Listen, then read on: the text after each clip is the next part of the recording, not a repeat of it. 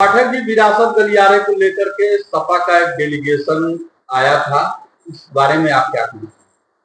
देखिए, कहना यही है कि हमारे देश में सबसे बड़ी जो है समृद्धि और विकास की गंगा जो बह रही है, वो माननीय मुख्यमंत्री उत्तर प्रदेश के वो बैठे हुए नहीं है।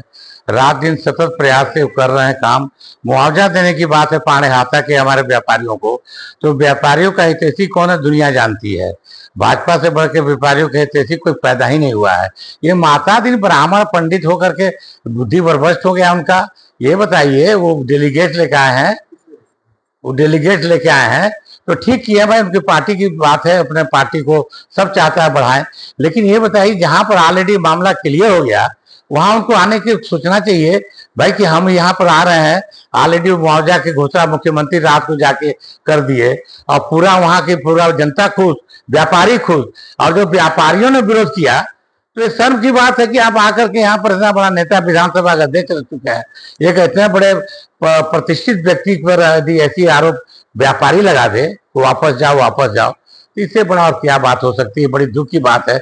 माननीय योगी जी हमारे सबसे बड़े मुख्यमंत्री के रूप में सबसे बड़ा काम किया है कि गंगा जो बहवा दिए हैं घर घर पे, रोड पे और गली गली कुचे किचे में। आज तो विकास की इतना काम हो रहा है। उस समय पिछले जमाना में समाजवादी पार्टी के सरकार में तो लोग रोते थे फंडवे नहीं है। समाजवादी मतलब परिवारवादी था। उसमें कैबिनेट मंत्री उनके घर का, मुख्यमंत्री उनके घर का, उनका राष्ट्रीय अध्यक्ष उनका घर का। तो ये समाजवाद है कि परिवारवाद है? हम बहुत दुख के साथ कर रहे हैं। ठीक है, आपने देश को एक दिशा मुलायम सिंह कभी दिए थे, लेकिन उन्होंने राम जन्मभूमि पर गोली चलवाई थी।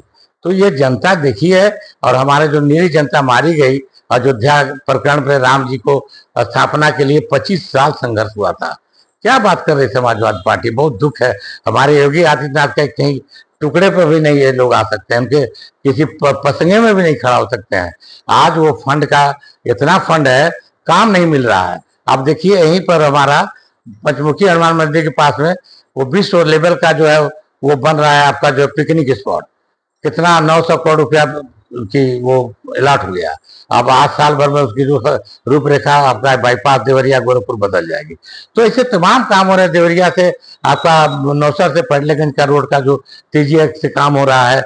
आपका देख लीजिए कि वहाँ जो मंडपम बन रहा है, वो चाहे चरगावा बन रहा हो चाहे खोराबार बन रहा हो, तो जनता का पैसा जनता के लिए खर्च कर रहा है। तो मैं तो यही कहूंगा कि जनता बेवकूफ नहीं है। ऐसा मुख्यमंत्री बड़ी मुश्किल से मिले हैं। इस मुख्यमंत्री को, जैसे वो कहा गया था, बहुत पुराना फिल्म गाना है कि मैं लाया हूँ तूफान से किश्ती निकाल को, इस देश को रखना मेरे बच्चे संभाल को।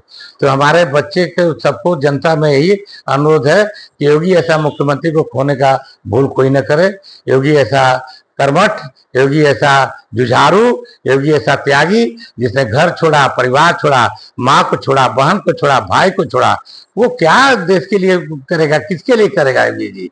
योगी जी तो हम लोग के पूजनीय है, पूजनीय रहेंगे।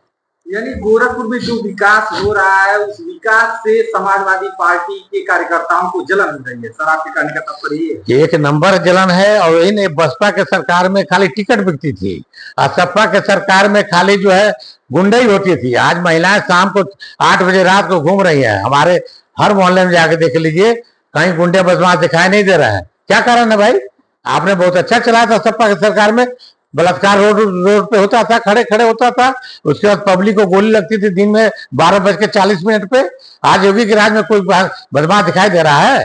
सब या तो जेल में या तो भाग करके चले गए, फिर क्या अमेरिका में कुछ जान बचा रहे हैं। सब अब सारे जेल के बाहर हैं, जेल के बाहर किसी देश में छिपे हैं। हमारा कहना है कि योगी जी कुछ ना करें तो योगी जी एक ईमानदार व्यक्ति मुख्यमंत्री मिला, ये हमारा भाग्य है। और प्रदेश का भाग्य है कि हमारे प्रदेश में विकास की गंगा बह रही है। अब उस पर हम ज्यादा कुछ नहीं बोलेंगे। आज उनके बनाए हुए रोड पर सभी जातियां चल रही हैं, चाहे ठाकुर ब्राह्मण वैश्य और शूद्र हो। तो ऐसा तो नहीं कि खाली उसमें ठाकुर ब्राह्मण चल रहे हैं। तो कहाँ जातिवाद की बात आ जाती है भाई? ये सब बातें हैं। आप लोग भाई पत्रकार हैं, आप लोग चौथे स्तंभ हैं, आप देश के प्रखरी हैं। आप रात भर जगते हैं, जनता के दुख सुख में आप लोग भाग लेते हैं। मेरा अनुरोध है कि आप लोग देखिए, हमारी बात गलत हो तो आप लोग जो कहिए, मानहानि का केस हम लड़ने को तैयार हो जाएंगे। मुझे कोई डर नहीं है।